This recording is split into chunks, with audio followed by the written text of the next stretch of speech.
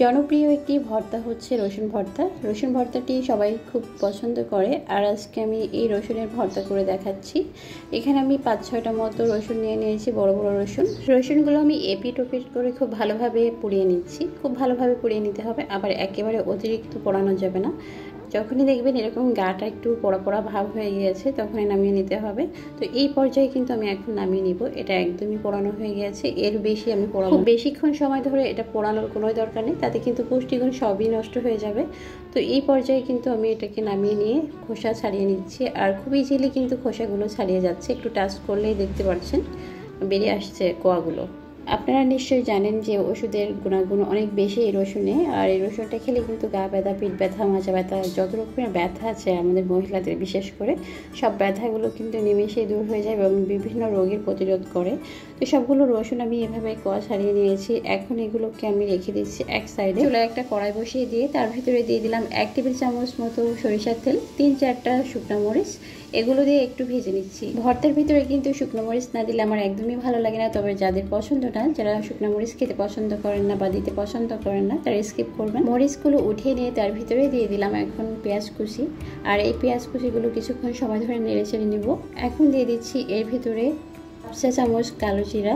যখনই দেখবেন পেঁয়াজের কালারটা চেঞ্জ হয়ে গোল্ডেন হয়ে গিয়েছে তখনই নামিয়ে নিব। পেঁয়াজগুলো নামিয়ে নিয়ে এখন আমি দিয়ে দিচ্ছি সেই পোড়ানো রসুনগুলো কিন্তু খুব ভালোভাবে সিদ্ধ হয়নি, যার কারণে আর একটু সিদ্ধ করে নিতে হবে। একটু পানি দিয়ে ঢাকনা দিয়ে দিলাম, একদম লো হিটে এটাকে রেখে দেবো বেশ কিছুক্ষণ সময়। তারপরে ঢাকনাটা খুলে আবার একটু নেড়ে ছেড়ে দিচ্ছি, নেড়ে ছেড়ে দিয়ে কিন্তু আবার ঢাকনা দিয়ে দিব। ঢাকনাটা দিয়ে আবারও বেশ কিছুক্ষণ রেখে এটাকে নেড়ে ছেড়ে একদম যখন দেখবেন এরকম নরম গলে যাচ্ছে তখন এটাকে নামিয়ে নিব।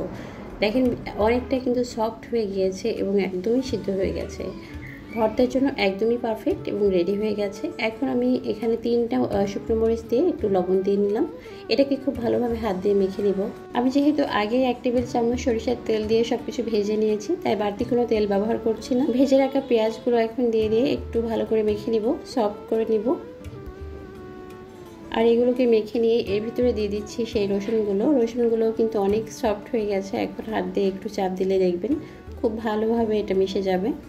ভর্তা বানানোটা কিন্তু খুবই ইজি এবং খেতেও খুবই মজা। সবাই কিন্তু ভর্তা খেতে পছন্দ করেন, তো খুব ইজিলি এভাবে আপনারা ভর্তা বানিয়ে নিতে পারবেন বাসায়। রসুনের এই ভর্তাটা কিন্তু খেতে খুবই মজা, গরম গরম ভাতের সাথে খেলে দেখবেন অনেক ভালো লাগবে। আর রসুন যেহেতু আমাদের শরীরের জন্য খুবই উপকারী, তাই কিন্তু 2 দিন পর পরই এই ভর্তাটা করে খেতে পারবেন খুবই ইজিলি।